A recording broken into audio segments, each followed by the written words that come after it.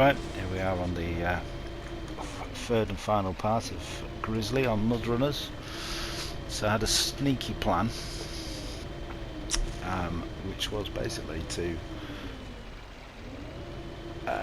reset the truck up with a small trailer, which I'm just loading up now, for small logs, and then put another trailer on it on the back for medium-sized logs. That way I can finish up all the loads to finish the map off. So we're back in the swamp, loaded up with the small stuff, and I'm just going to load the rear trailer up with some medium logs.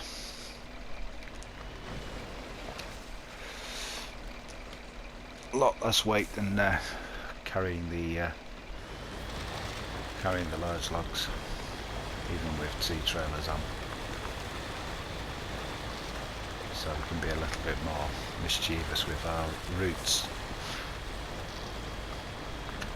especially with the Western Star. So basically, if there's water in the way, just go through it. There's nothing here deep enough to trouble us. It's just the entrances and exits to the ponds you've got to be careful with. But if you hit them straight on, you should be okay. So just to go through again, because I noticed the last live broadcast the mic volume was way too low,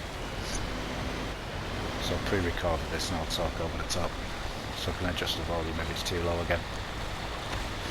So to recap, on the left bottom you've got diff lock, all-wheel drive. As long as you've got a vehicle with those things on it, you can select them on and off. You've also got the parking brake and the winch down the bottom. To the right of that you've just got fuel and how much you're using.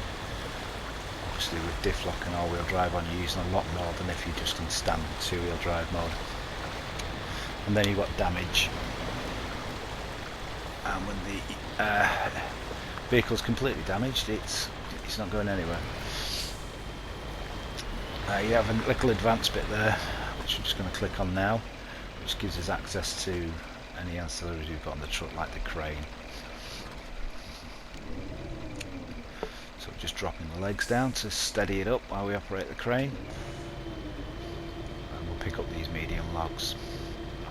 You can see there with the menu, you've also got on here drop load, detached trailer, stop engine, change trucks, and you've got a second attached winch selection there as well. And the controls along the bottom are just specific to the crane that I've got there. When you go into crane, you're stuck in the viewpoint that you see now, which is basically the crane operator's viewpoint, just to make things a little bit more difficult.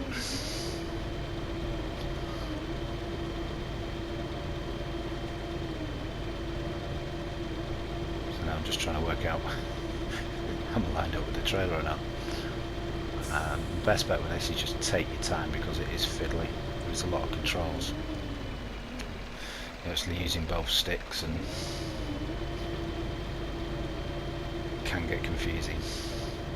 Okay, we've got little green dots there on the logs, which tells me it's in the right position.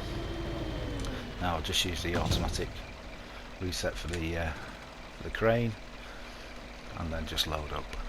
And we're ready to go with full load, which should finish the game.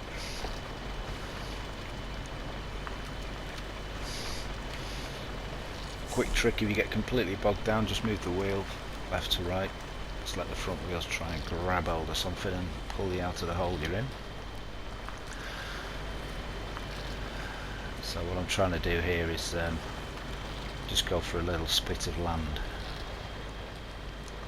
there between the two ponds. Now I don't want to go into the ponds because that will tip me over, and I'll have to get another vehicle in to pull me the right way up again, and have to reload all the logs. Especially when you've got a trailer on, you spend a lot of time looking at the trailer and seeing what that's doing. It has a mind of its own at times. Now I did notice, because I saved the game and came back in, all the damage we'd done to the terrain reset itself. But But hey ho. Otherwise we would have had to get the crawler in and drag this vehicle out, because we absolutely chained it up, taking 2 loads of long logs out.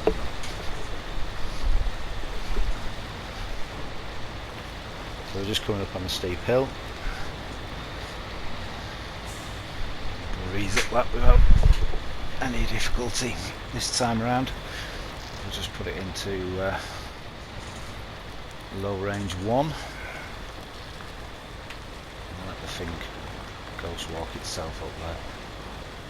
Just control the throttle to stop the wheel spinning too much. I'm taking a wide line on it so that when I do get up on top there's not that much lean angle on the trailer. So I'm just checking now. So I don't want that to tip over at this point. And we're up. So now it's a straight run up this forestry track back onto the main road. And like I said, the terrain had reset itself because I'd exited the game and come back to it.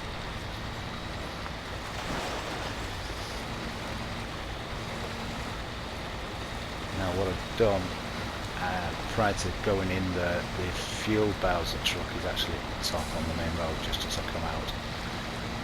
So when I come out I'll reload the fuel there and then any damage fix that and then set off.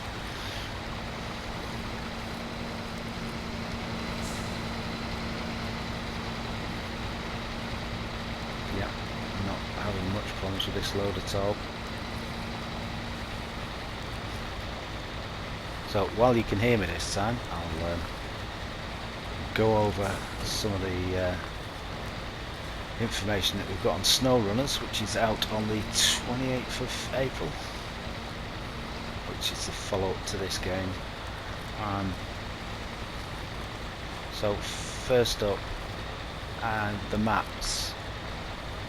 You've got a Russian map, Michigan map, and where are we? Snow map, Canada, North. The geography lets me down.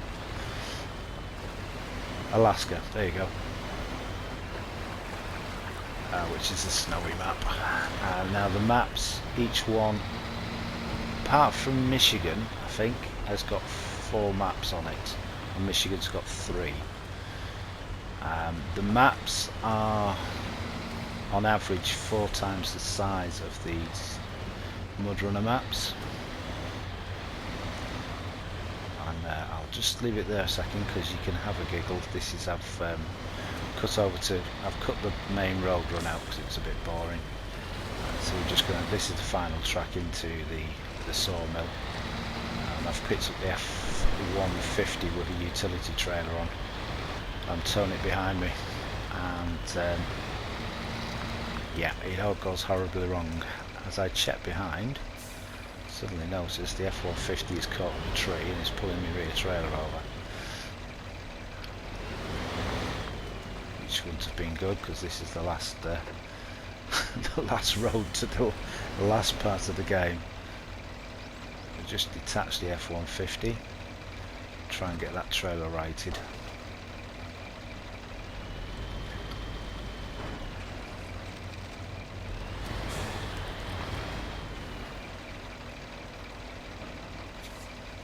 Okay, so now I just switch back over to the 150 and reattach it to the rear. The reason being is that I was just being safe and having that utility trailer on the back of the F-150. If I did get any damage, then I wasn't traipsing around the map. I could just jump in the F-150 and repair the Western Star from that. But again, it starts causing me problems, so it gets dumped pretty soon. After dragging it all the way down to the bottom end of the map. Anyway, back with Snow Runner. So the map size is 4 times the size average of Mudrunner maps, which are huge anyway. But you also got the ability that there's tunnels that link the maps together, essentially making one absolutely huge map with crossing points. And you will get tasks where you've got to go from one map to another map. As far as the tasks are concerned, instead of with Mudrunners it's just all lugging logs around, you've got specific cargo, be that oil rig, supplies, machinery for various companies, but it mixes it up with the loads. There's some pretty huge loads on the demo videos that are out. You've got a cart around, and vehicles. A few more information has popped up about that, in that you've got to buy your vehicles. Unlike Mudrunners where everything's available, you do unlock them as you finish maps. You unlock extra vehicles, but as far as the game's concerned, when you go onto a map there's a set number of vehicles on there, and all you've got to do is drive to them and that unlocks them, and then you can use them. Now with SnowRunner it looks like that's not the case. You've got to physically buy your vehicles, so at first you're going to be stuck with just using your small 4x4s like the Chevy and the Hummer to lug cargo around to make money to be able to buy a truck, and then obviously you can use that truck to carry bigger loads and earn more money. The upgrades for the vehicles, because you'll own them in a central garage, so you can do engine swaps, gearbox swaps, drivetrain swaps, suspension upgrades, wheels, tyres, and then you can have cosmetic stuff as well.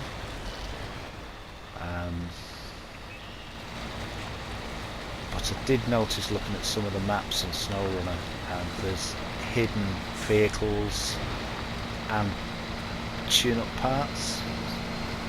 Well, obviously you won't have to buy those. If you can find them, they'll be added to your garage, and you can go that way, that route.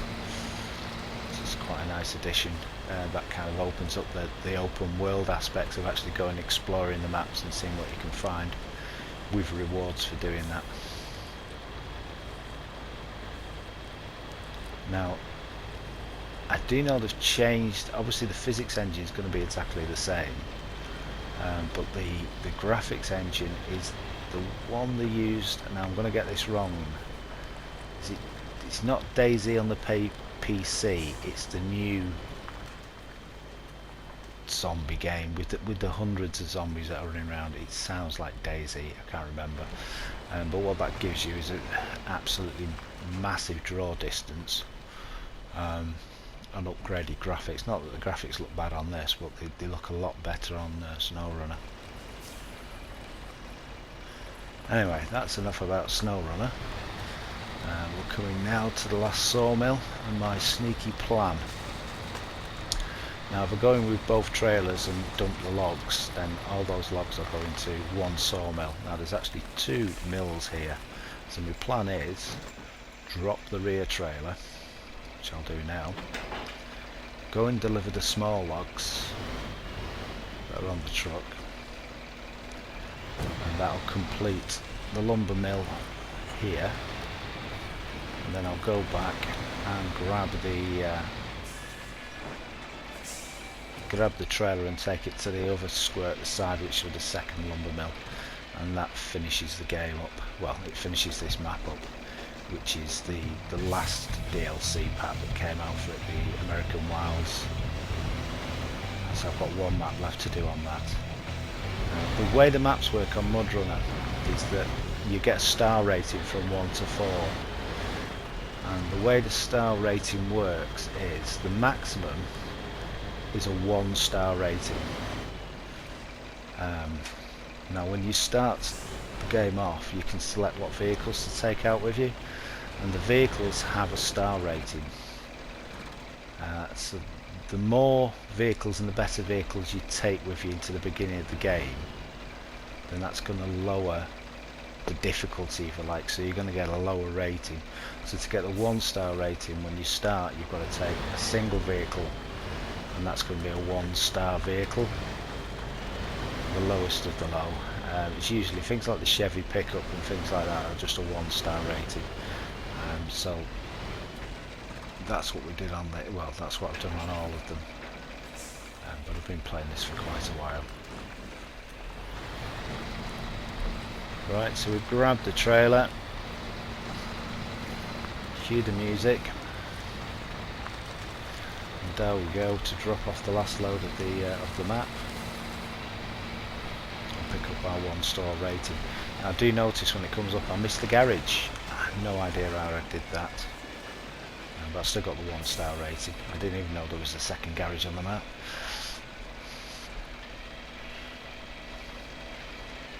Well, there we go.